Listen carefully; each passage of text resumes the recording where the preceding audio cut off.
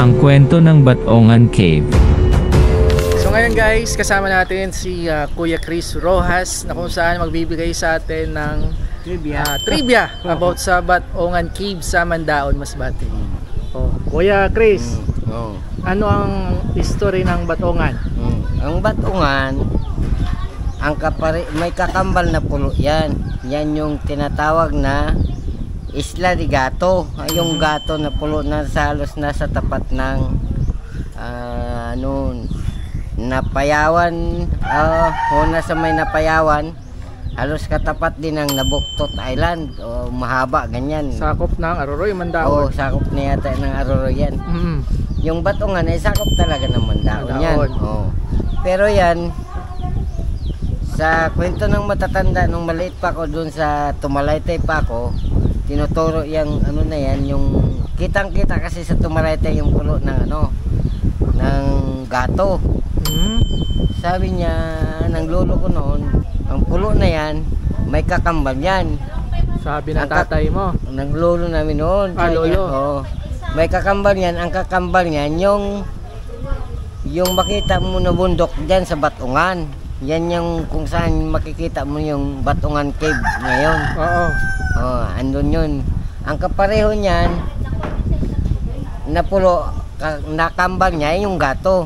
Sabi niya, pareho talaga, pati itsura. Halos magkapareho yan. Sabi niya, kung anong makita mong bato na nandun doon at doon sa pulo ng gato ay magkapareho yan. Pati yung mga shells na mga remain ng mga shells doon, mga puzzle ng shells, makikita mo doon sa Batongan, makikita mo din doon sa gato. Dahil kambal daw yan. Bakit nakarating yung shell sa Batongan? Hindi na malayo man siya sa dagat. Dahil magkatabi daw dati yan. Okay. Ay nagkakatampuhan sila. Nagkatampuhan sila. Lagi silang nag-aaway kasi kambal nga.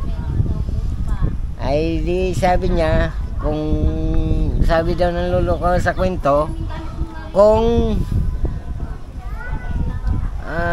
para hindi tayo mag-away, buti pa maghiwalay tayo. Ikaw sa bukid, o ako sa ikaw na lang dito sa dagat. Ay di nagkasundo silang ganon. Ay dumating ang time na parang nalungkot naman yung magkapatid. Dahil hindi naman sila sanay na magkahiwalay.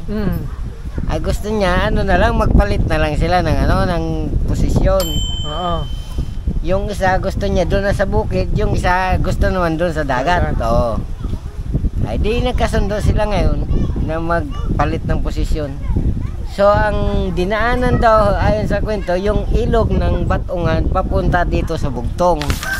Dagdag pa sa kwento ni Kuya Chris ay etong tulay na makikita nyo dito sa Batongan, Barangay Batongan, na kung saan etong ilog dito mismo dumaan o nag-switch yung bundok na Batongan na nakikita nyo. Yan.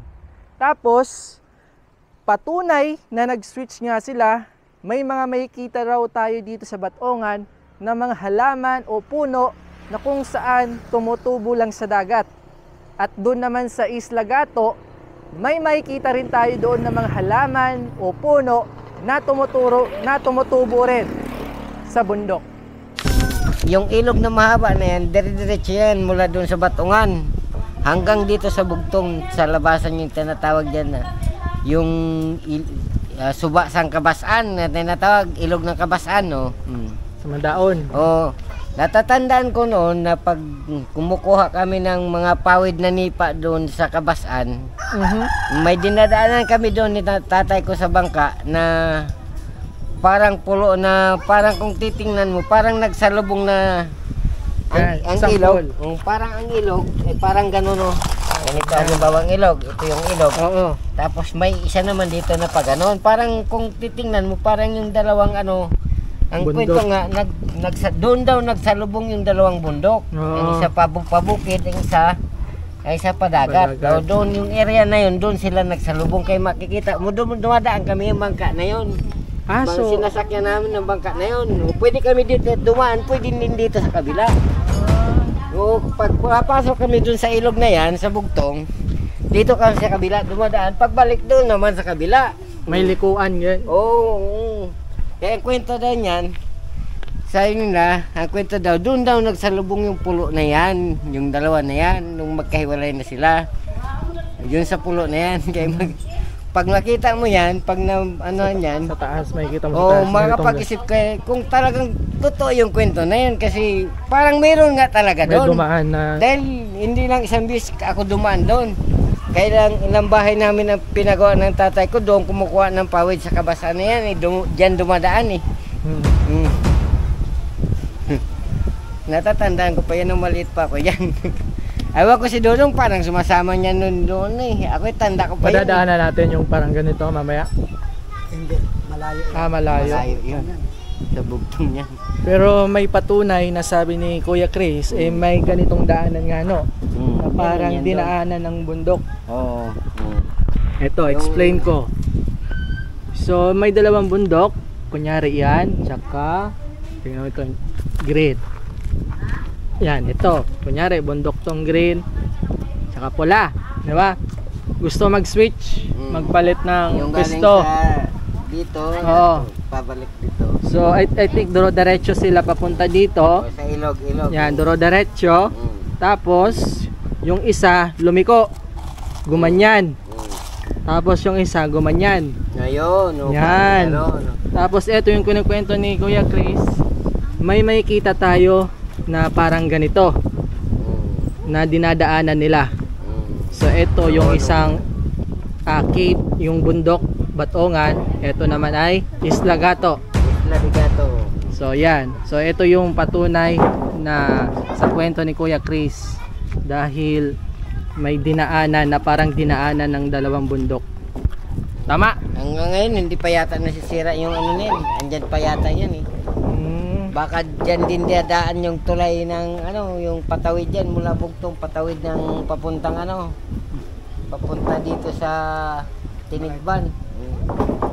Gagawan yata ng tulay yan eh, kasi yung kalsada na yan dito, diretso yan papunta ron. Yung highway na yan, diretso yan papunta doon. Dyan yan tatawid, dadaan dyan yan dyan. Baka masira yan pag dinaanan yung ano na yan, historical na ano na yan. So yun guys, yung trivia ni Kuya Chris. Ikunento sa kanya ng kanyang lolo tatay. Mga lolo pa namin noon. Mga lolo pa nila. Kayo guys, sa tingin nyo, ano masasabi nyo? Meron kayang... Kung taga-Bugtong ka, alam nyo mo yan. O kaya taga-Kabasan ka, alam nyo yan na merong ganyan dyan sa Bugtong. Na kwento. Sa ilog na yan. Oo, na ganito. Na may ganyan ng pan, yung tabas ng ano ng ilog. Kung taga-Bugtong ka o alam mo to, may kita mo to. Taga-Kabasan, alam nyo yan, nakikita nyo yan, nadadaanan nyo yan sa ilog ng ano na yan, Bugtong. Sa tingin nyo guys, naniniwala ba kayo na ang isang ang kwento ay ganun ang kwento niyan, kaya may bukid, ganyan daw isang dyan. bundok pwedeng pumalit ng Ayun, pwesto? ng pwesto. Sa kwento lang yan noon. Yun yung Alamat, kwento. alamat. Alamat, kwento-kwento na ikwento kay Kuya. Yan ang natatandaan ko noon dahil bago kami noon matulog, kung kinikwentuhan kami ng mga nakakatakot, mga nakakaamis na mga kwento. So, yun lang guys. Kinikwento ng matatanda sa amin noon. Ay pag kwento na ng kwento ay puro pang-aswang, nako ayaw na namin lumabas ng kwarto. Takot na kami, tulog na yan. So, yun lang Kuya Chris. Salamat. Kung may mga gusto pa po kayo malaman, trivia, Kuya Chris lang ang inyong lapitan. Chris Rojas. Bye-bye. Bye-bye.